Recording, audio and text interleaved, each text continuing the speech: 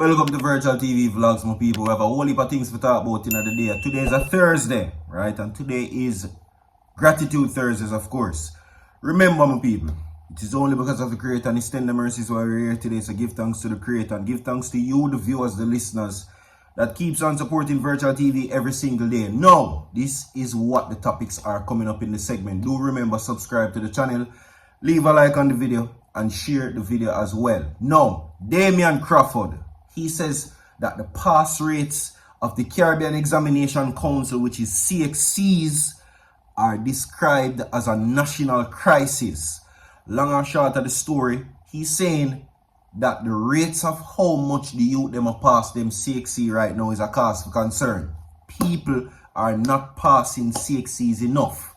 We are also having suspects of the recent dropping of the JDF soldier. Yeah, we're going to talk about that.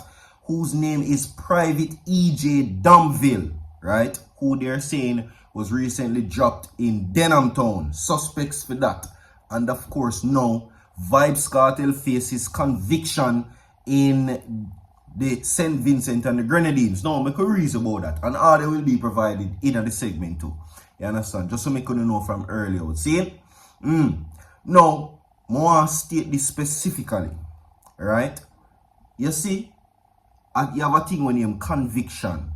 You see, conviction, my people, while the wider Jamaica, there might be a lot of persons who love Vybz Kartel, you have a thing when you have conviction that comes with scrutiny.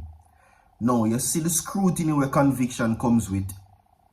It is a good thing that Vybz Kartel already chose his career path in a way him do.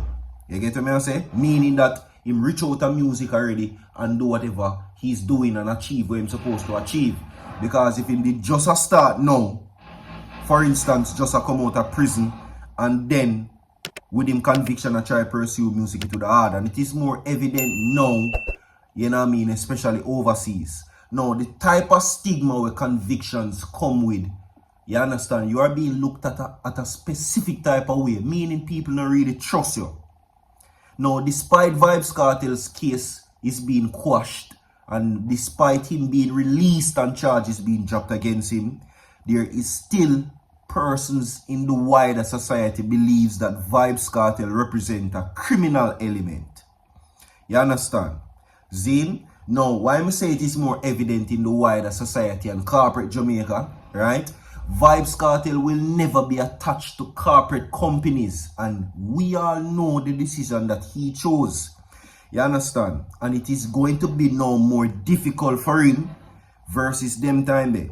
Now, he built his career, of course, being the black sheep. You will never see Kartel on a Lime advertisement, never see him on a red stripe or whatever. No corporate company will ever work with him as a brand ambassador or give him a deal. I just saw it go. You understand? So just like when you're a foreigner, you get convicted and you come out, you can't do certain work, certain people look upon you like you're a thief or you're a criminal or a crook.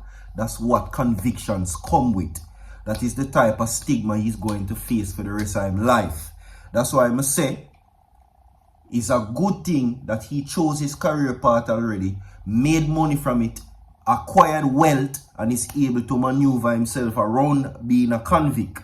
Because such is the case as what he now faces in St. Vincent and the Grenadines recently. Because it wasn't all smiles, and everything we may say to you will be provided on the screen. Now, Vybz Kartel's promotion of the SVJ tourism speaks in a controversial way is what they're saying, because it sparks an outcry. Right? Now, what is this topic about?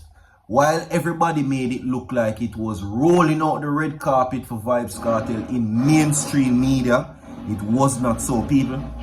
The nice work are going, I saw it go. You have to deal with it. So just get with it. You understand? Anyway, this is what took place. The emergence of entertainer Vybz Kartel as the face of tourism in St. Vincent and the Grenadines has sparked outcry among Vincentians.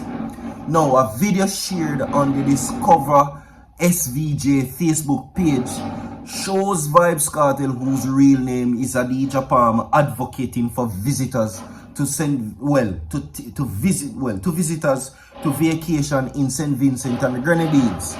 However, Vincentian lawyer Jomo Thomas says having Vybz Kartel as the face of the country's tourism product is bad for business. That is what they're saying. The recent advertisement of Vybz Kartel do, where he was saying basically, come to St. Vincent and the Grenadines. It is a nice place to visit, and the place is nice, and nature and whatever the case may be, which they were saying that they did not pay him to do that. Even though it was a free ad, lawyers in St. Vincent and the Grenadines are now saying that having Vybz Kartel promote St. Vincent and the Grenadines is bad for business.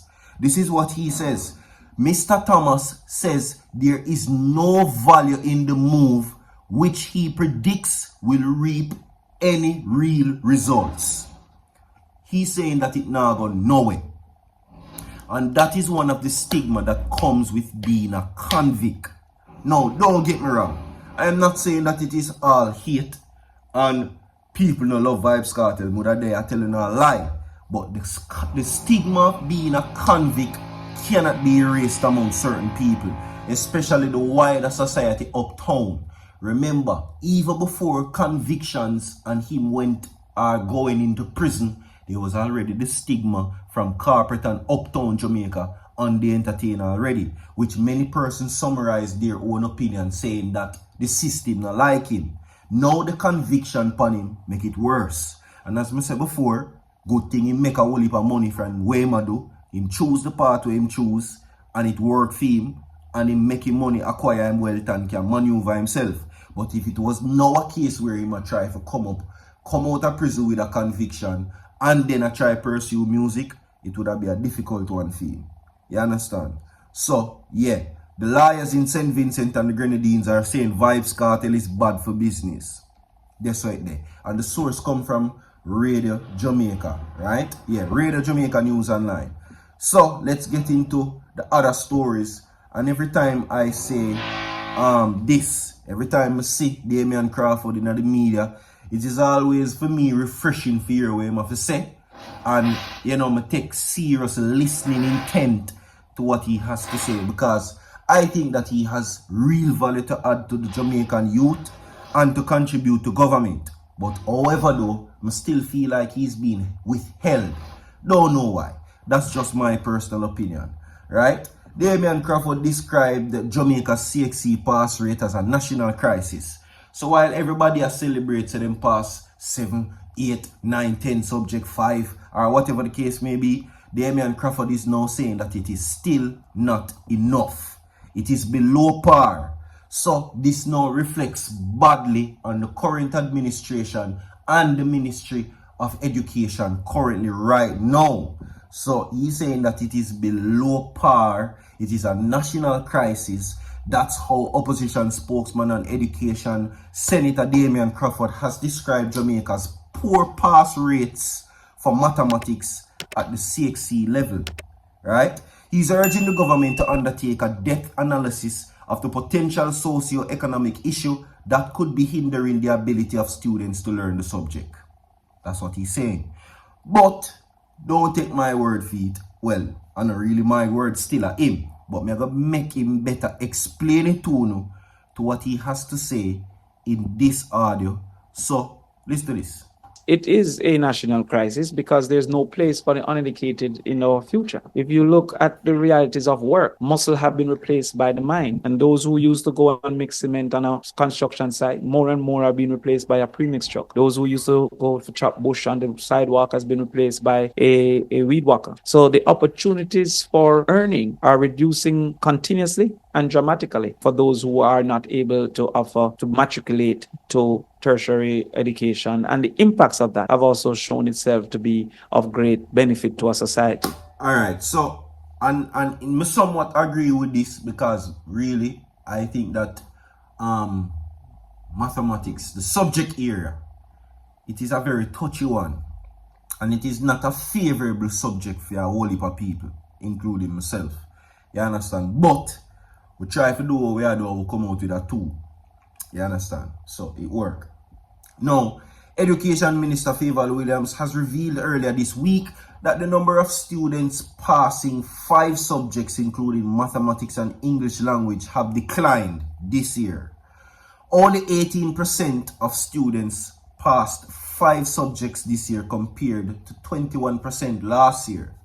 Senator Damian Crawford says this is a national crisis, right? And it is now reflecting badly, mostly on mathematics.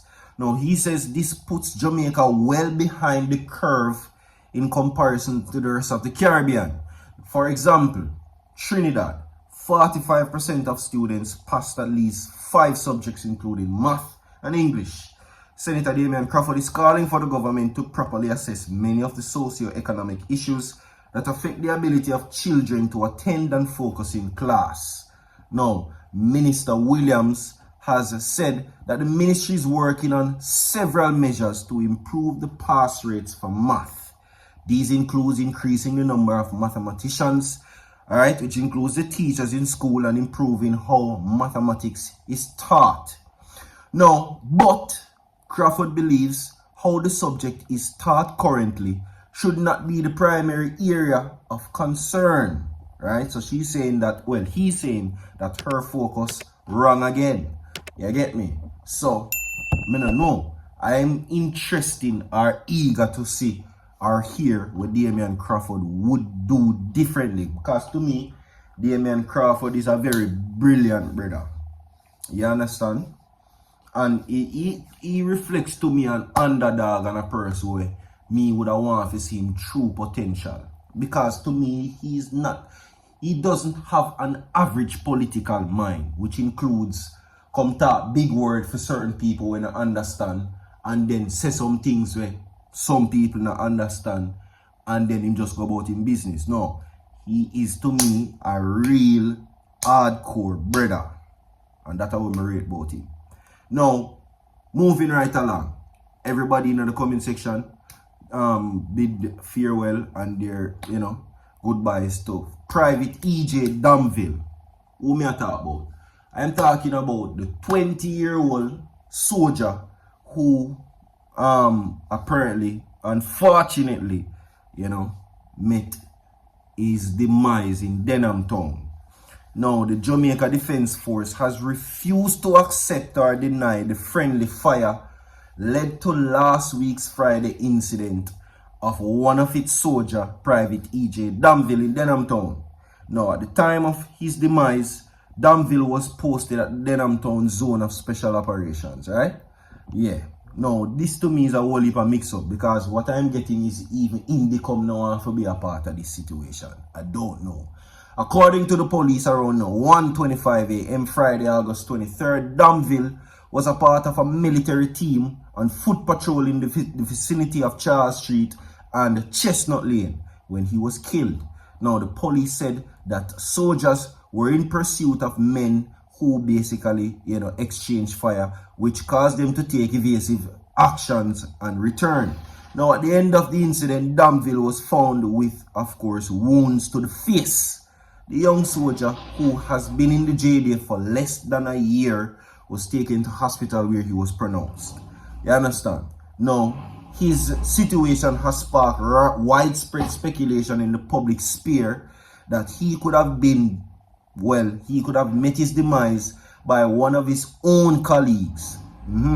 Now, the swirling speculations, especially after Wednesday's publication of a story by a local newspaper depicting the concern views of DOMVILLE's mother, Kalisha Reynolds, prompted the JDF to issue a statement. Now, in the statement, the JDF said that it was conducting its own internal investigation to ensure all facts are uncovered. However, Indicom Assistant Commissioner Hamish Campbell says the investigating body, was not probing the matter, which he was dropped. Right? Indicom attended the scene because at the time there was a discharge of a firearm by a security force member, but no one was injured. We know that there was no soldier shot, and post-mortem will further support that or add that in terms of the trajectory and the direction. But Indicom is not investigating this body for that, Campbell told the Observer. So there you go. Condolences goes out to the family. Less than a year in the force for, and he's only 20 years old. You understand? And I just want to say, you know, all the best to every security force member right now, every JDF member. We're out there. Listen, we're out there. Uphold the motto for protect and serve. My God.